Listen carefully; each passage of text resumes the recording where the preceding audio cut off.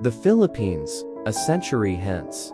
The Philippines within 100 years, or The Philippines a century hence, is an essay meant to forecast the future of the country within 100 years. Causes of miseries. 1. Spain's implementation of her military laws. Because of such policies, the Philippine population decreased significantly. Poverty became more widespread, and farmlands were left to wither. The family as a unit of society was neglected. And overall, every aspect of the life of the Filipino was retarded. 2. Deterioration and disappearance of Filipino indigenous culture. When Spain came with the sword and the cross, it began the gradual destruction of the native Philippine culture. Because of this, the Filipinos started losing confidence in their past and their heritage, became doubtful of their present lifestyle, and eventually lost hope in the future and the preservation of their race. The natives began forgetting who they were, their valued beliefs, religion, songs, poetry, and other forms of customs and traditions. 3. Passivity and submissiveness to the Spanish colonizers. One of the most powerful forces that influenced a culture of silence among the natives were the Spanish friars. Because of the use of force and intimidation, fairly using God's name, the Filipinos learned to submit themselves to the will of the foreigners. The question then arises as to what had awakened the hearts and opened the minds of the Filipino people with regards to their plight. Eventually, the natives realized that such oppression in their society by foreign colonizers must no longer be tolerated. Rizal's forecast. Initially, the Filipinos see them as protectors, but sooner, they realize that they are exploiters and executors.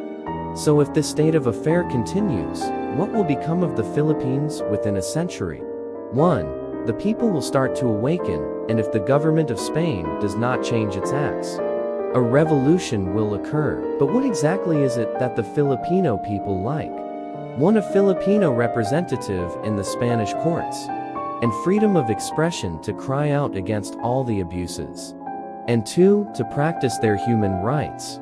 If these happen, the Philippines will remain a colony of Spain, but with more laws and greater liberty. Similarly, the Filipinos will declare themselves independent. Note that Rizal only wanted liberty from Spaniards and not total separation.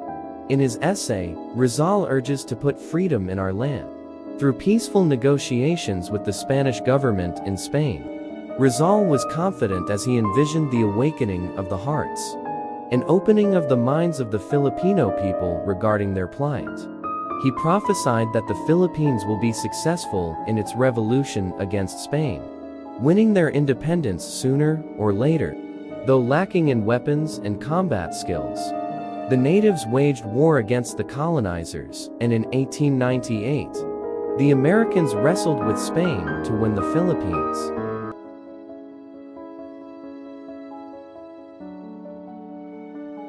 Years after Rizal's death, the Philippines attained its long-awaited freedom, a completion of what he had written in the essay. History does not record in its archives any lasting domination by one people over another, of different races, of diverse usages and customs, of opposite and divergent ideas. One of the two had to yield and succumb. We must focus on strengthening the most important backbone of the country, our values, mindsets, and all the beliefs that had shaped our sense of national identity.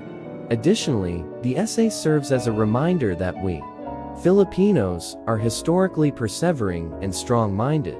The lessons learned from those years of colonization were that all those efforts to keep people uneducated and impoverished had failed. Nationalism eventually thrived, and many of the predictions of Rizal came true. The country became independent after 3 centuries of abusive Spanish rule and 5 decades under the Americans. The question now lies on whether or not we, Filipinos, are truly independent. Are we really free when there is continuing control of our economy by an elite oligarchy? Not to mention the widening gap between the rich and the poor. Rizal in his El Filibusterismo said, Why independence if the slaves today become the tyrants of tomorrow? Is to have second thoughts about the kind of independence that we have at present. In addition, there is failure of the family, the educational system, and political leaders. In terms of instilling national discipline and love of country, some flaws in our national character that hinder our desired visions, such as competitiveness. These include mindsets like lack of appreciation of importance of adhering to the rule of law and maintaining high standards of excellence. Prevailing attitudes like "puwid na" or "bahala na" only foster mediocrity in a global setting, where attributes of precision and critical thinking are needed.